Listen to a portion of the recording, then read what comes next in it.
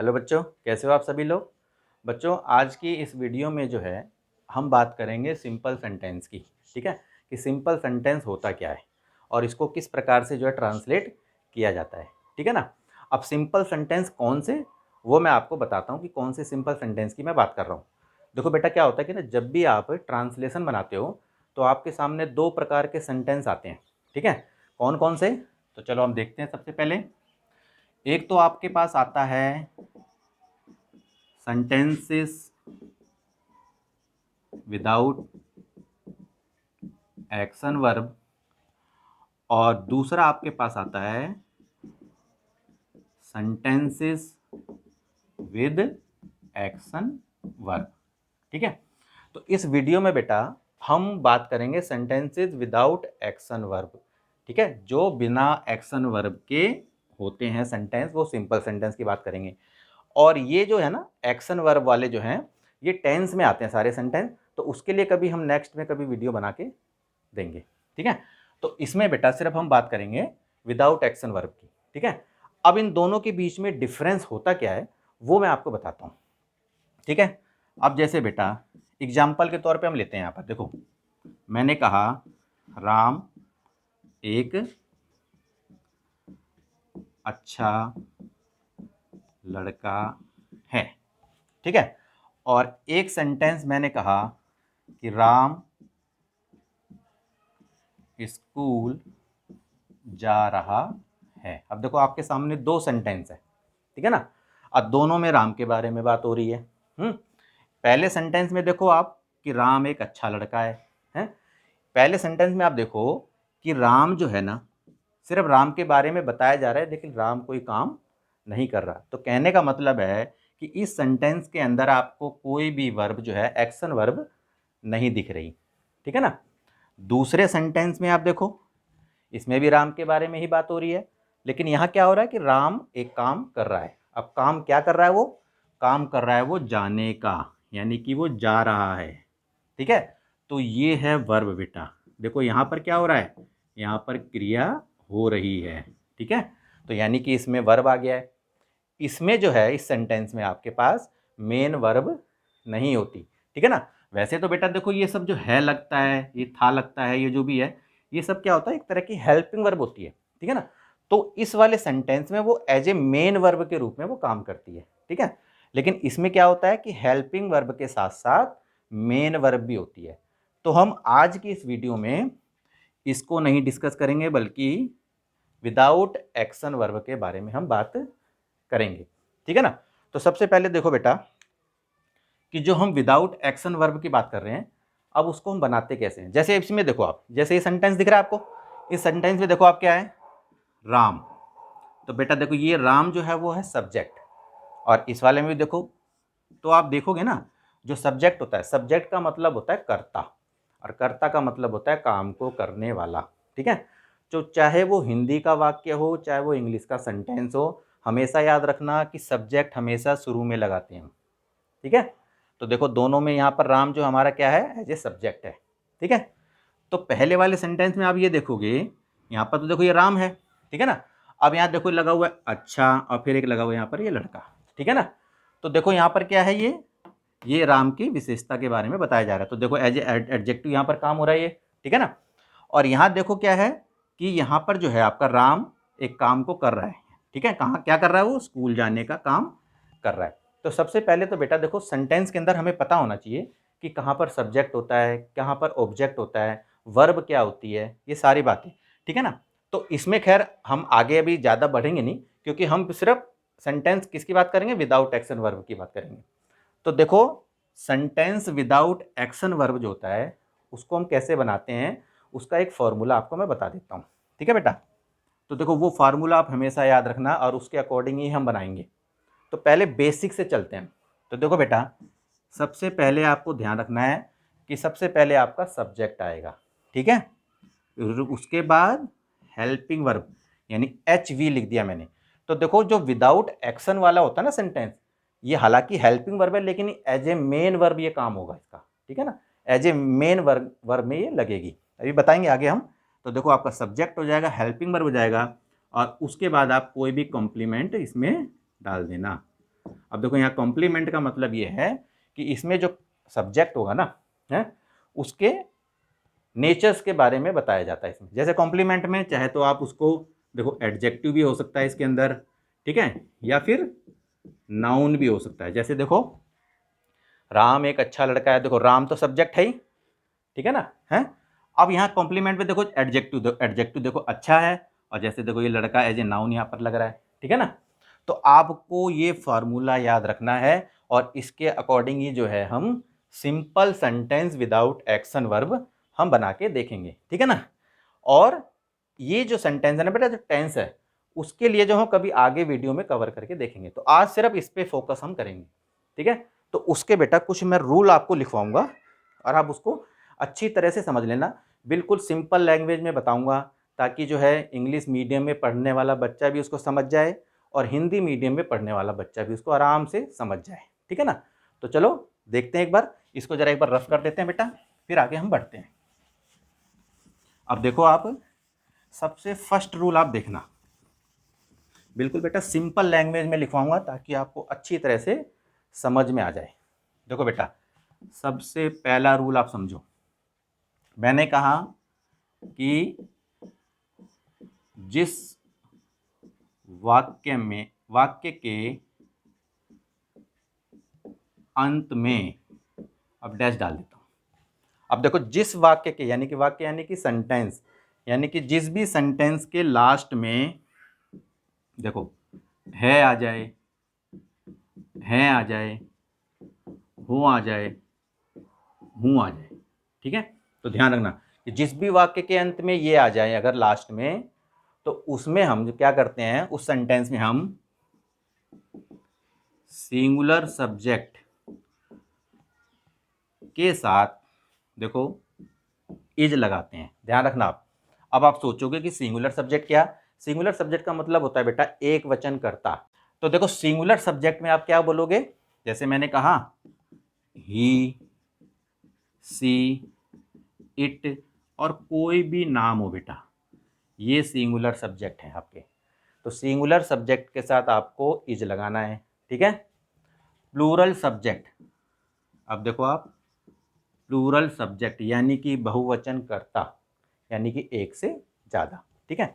तो एक से ज़्यादा कौन से, जैसे मैंने कहा ये प्रोनाउन कुछ लिख देता हूँ, वी, यू, दे, ठीक है। तो देखो बेटा इसमें जो यू दिख रहा है ना, यू प्रोनाउन जो है ना वो एज ए सिंगुलर भी काउंट होता है और एज ए प्लूरल भी काउंट होता है, लेकिन आपको सिर्फ उसमें क्या है आर ही लगाना, ये ध्यान रखना। तो बेटा इसके साथ आपका लगेगा आर, ठीक है। और तीसरा जो है इसमें देखो आई के साथ तुम्हें एम लगाना है, बस ये आप ध्यान रखना, क्योंकि देखो एम का मतलब ही होता है हूँ। तो जब भी हम आई के साथ क्या है आपको एम ही लगाना है, ठीक है ना। जब भी हम कोई मैं वाला सेंटेंस होता है ना, तो उसके देखो लास्ट में हमेशा हूँ ही लगेगा। जैसे मैंने कहा कि मैं स्कूल जाता हूँ तो हूँ लगता है, मैं एक विद्यार्थी हूँ तो हूँ लगता है, ठीक है ना। तो एम का मतलब ही आप समझो कि हूँ होता है। आर का मतलब ही आप समझ लो सिंपल भाषा में बेटा, ये देखो हैं होता है, बिंदी लगा दो इस तरह से, और एम का मतलब क्या होता है हूँ, और इज का मतलब होता है ओनली, ठीक है। तो ये तो बेटा आपका था पहला रूल, आपको अच्छी तरह से ध्यान रखना, ठीक है, ध्यान रखना है। दूसरा देखो बेटा सेकंड रूल आपको मैं बता रहा हूं, सेकंड में फिर वही बात आती है। देखो बेटा मैंने कहा जिस वाक्य के अंत में, जिस वाक्य के अंत में यानी कि लास्ट में था, थे, थी, अगर इस तरह से आ जाए आपका, ठीक है, तो आपको सिंगुलर सब्जेक्ट के साथ क्या लगाना है, वॉज। अब बेटा ध्यान रखना कि वॉज का मतलब ही होता है था बोलो चाहे उसको थी बोलो, तो ध्यान रख लेना, वैसे भी आप समझ लो इस तरह से। प्लूरल सब्जेक्ट, अब देखो बेटा प्लूरल सब्जेक्ट के साथ देखो यहाँ मैंने लिख दिया है प्लूरल सब्जेक्ट में क्या क्या कौन कौन से प्रोनाउन होते हैं, सिंगुलर सब्जेक्ट में कौन कौन से प्रोनाउन होते हैं। तो प्लूरल सब्जेक्ट के साथ आपको वर लगाना है, और वर का मतलब ही होता है थे, आप ऐसे समझो इसको, ठीक है। तो देखो ये तो आपके दो सेंटेंस की बात हो गई। अब हम इसको जरा रफ कर देते हैं और फिर आगे बढ़ते हैं एक बार जरा, ठीक है। तो देखो आप, हाँ इसको जरा एक बार रफ कर देते हैं फिर आगे बढ़ते हैं हम। तीसरे नंबर के सेंटेंस पे। तो देखो बेटा, थर्ड नंबर का सेंटेंस देखो, आप बिल्कुल भी इजी लैंग्वेज में लिखवाऊंगा ताकि आपको अच्छी तरह से समझ में आ जाए, ठीक है। तीसरा देखो, आप मैंने कहा जिस वाक्य में किसी चीज का होना या ना होना पाया जाए और वाक्य के अंत में, देखो बेटा, देखो बिल्कुल सिंपल लैंग्वेज में लिखवा रहा हूं ताकि बिल्कुल आपको अच्छी तरह से समझ में आ जाए। देखो मैंने क्या कहा कि जिस वाक्य में किसी चीज का होने की संभावना या ना होने की संभावना पाई जाए और लास्ट में आ जाए है, ही, हो, हूं, तो बेटा उसमें हम क्या करेंगे, सिंगुलर सब्जेक्ट के साथ हम क्या लगाएंगे, हैज, ठीक है, और प्लूरल सब्जेक्ट के साथ हम लगाएंगे हैव, ठीक है। ये आपको ध्यान रखना है। तो ये बेटा सारी की सारी ना हेल्पिंग वर्ब है, जैसे मैं जो लिखवा रहा हूँ ना, जो आपको is, am, are, has, have, तो ये सब की सब वैसे हेल्पिंग वर्ब होती हैं, लेकिन इस सेंटेंस में एज ए मेन वर्ब के रूप में वो काम करेंगी, ठीक है। तो अब ये देखो, ये हो गया आपका। अब फोर्थ नंबर पे आ जाओ। वही चीज मैंने फिर यहाँ पर दोहरा रहा हूँ कि देखो, जिस वाक्य में, फोर्थ नंबर का सेंटेंस समझ लो आप, जिस वाक्य में किसी चीज का होना या ना होना पाया जाए और वाक्य के अंत में यहां पर देखो क्या था, है, ही, हो, हूं था, यहां पर समझ लो था, थे, थी आ जाए। वही चीज सेम ध्यान रखना कि जिस वाक्य में किसी चीज का होना या ना होने की संभावना पाई जाए और लास्ट में आ जाए था, थे, थी, तो उसमें आप क्या करोगे बेटा, सिंगुलर और प्लस प्लूरल दोनों के साथ आपको हैड लगाना है। ये बात आपको बिल्कुल अच्छी तरह से याद रखनी है, ठीक है। और फिफ्थ नंबर का भी आप देख लो बेटा कि जिस वाक्य के अंत में,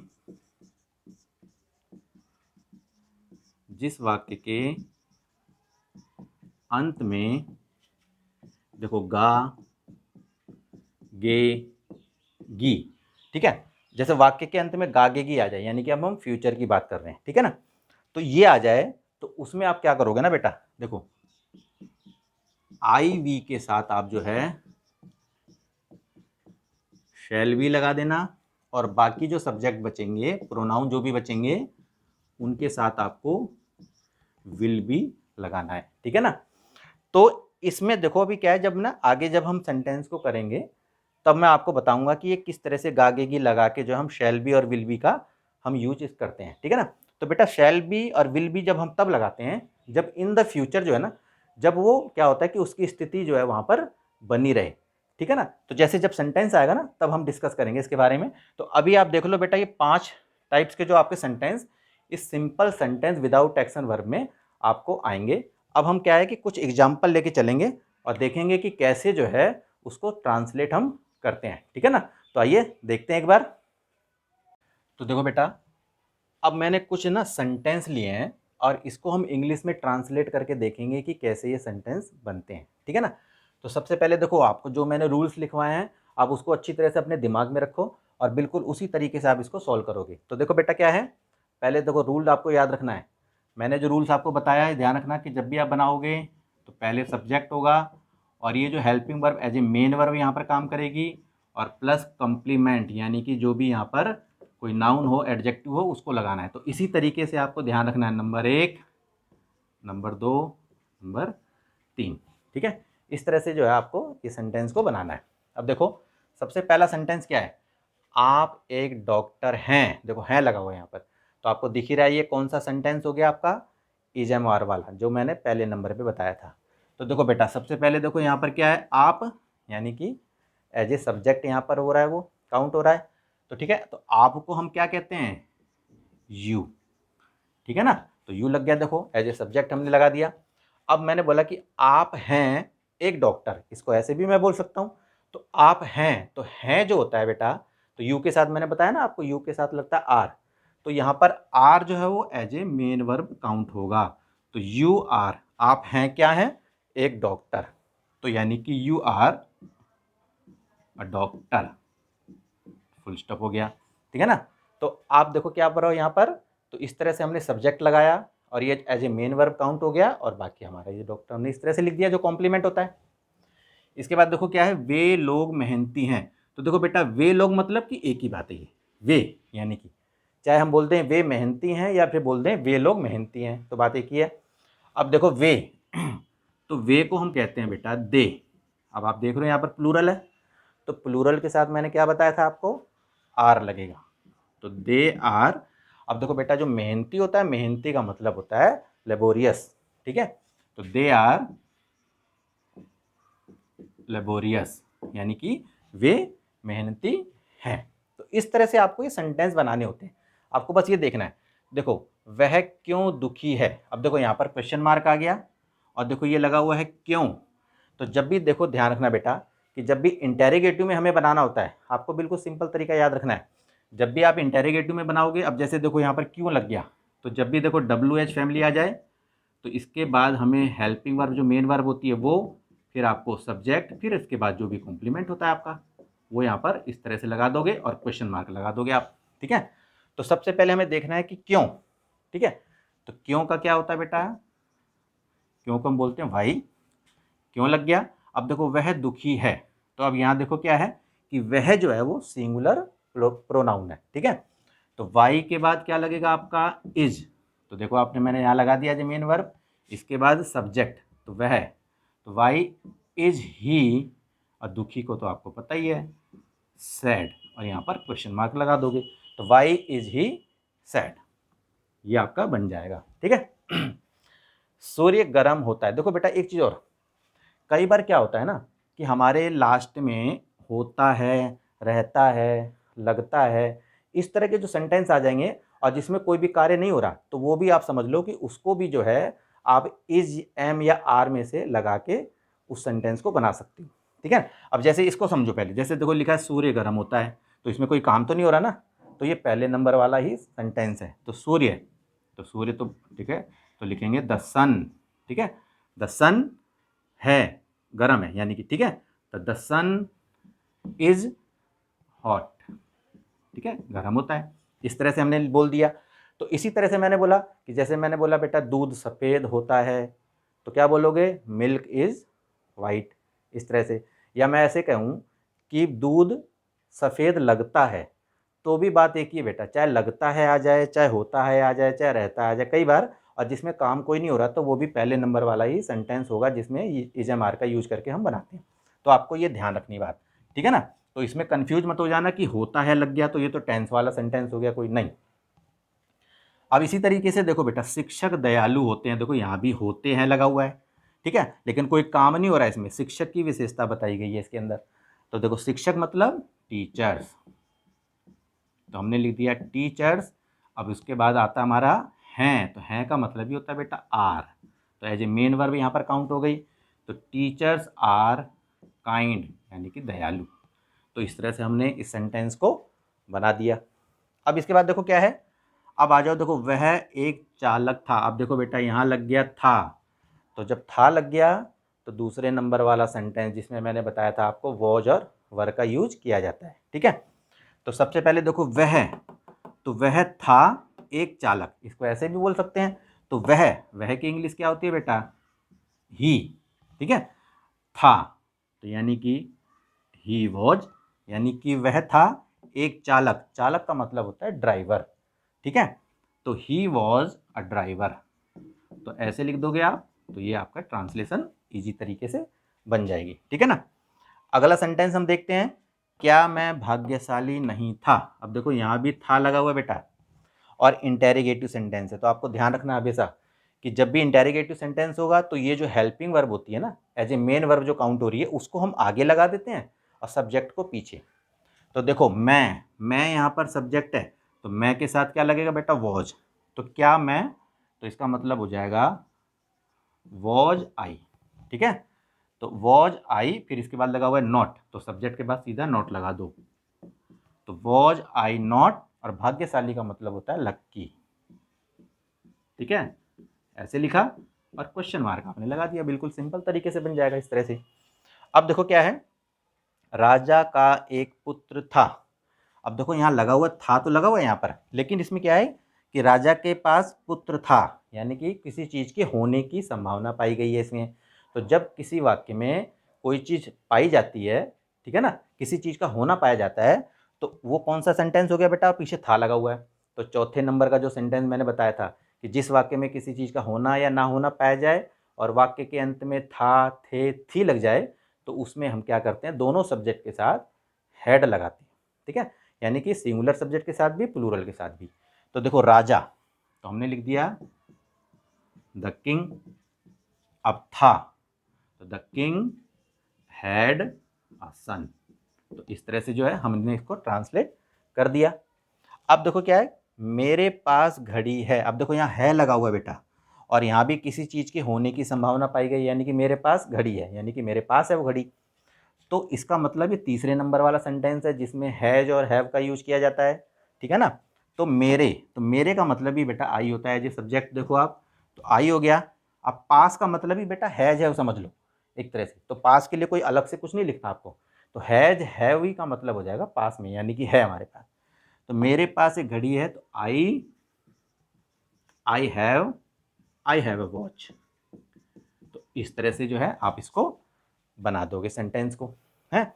अब देखो बेटा, जो लास्ट में जो 5वें नंबर का सेंटेंस है, जिसमें मैंने बताया था आपको शैल बी, विल बी किस तरह से लगता है। जैसे मैंने बोला देखो मैं खुश रहूँगा, तो यहाँ पर रहूँगा का मतलब ये हो गया कि आने वाले टाइम में, यानी कि इन द फ्यूचर वो खुश रहेगा, यानी कि उसकी स्थिति जो है बनी रहेगी खुश रहने की। तो इस तरह से आप समझो इसको। तो मैं खुश रहूँगा का मतलब ये हो गया बेटा कि आई शैल बी, और खुश का क्या होता है आपका, हैप्पी। तो देखो, तो आई शैल बी हैप्पी, तो मैं खुश रहूँगा। ठीक है, आने वाले टाइम में मैं, ये स्थिति मेरी बनी रहेगी, तो वहाँ पर हम शैल बी का यूज कर देते हैं। इसी तरीके से देखो, वह एक नेता होगा, तो यानी कि अभी नहीं है वो, इन द प्रेजेंट नेता नहीं है, लेकिन आने वाले टाइम में वो नेता रहेगा। ठीक है, यानी कि बन जाएगा। तो वह, तो बेटा देखो ही, अब उसके साथ विल लगेगा आपको, तो ही विल बी, नेता होगा, तो he will be a leader, नेता यानी कि लीडर। तो इस तरह से जो है ना हम उसको बना सकते हैं, तो he will be a leader. ठीक है ना। अब जैसा कि देखो बेटा क्या है कि आजकल देख ही रहे हो किसान आंदोलन आंदोलन चल रहा है, हैं? अगर मान लो आपने किसी को देखा है और देखा कि भाई उसने ड्रेस वगैरह तो कुछ इसी तरह से पहन रखी है, कुर्ता पहन रखा है, धोती पहन रखी है, तो आप बोलोगे कि वह किसान होगा।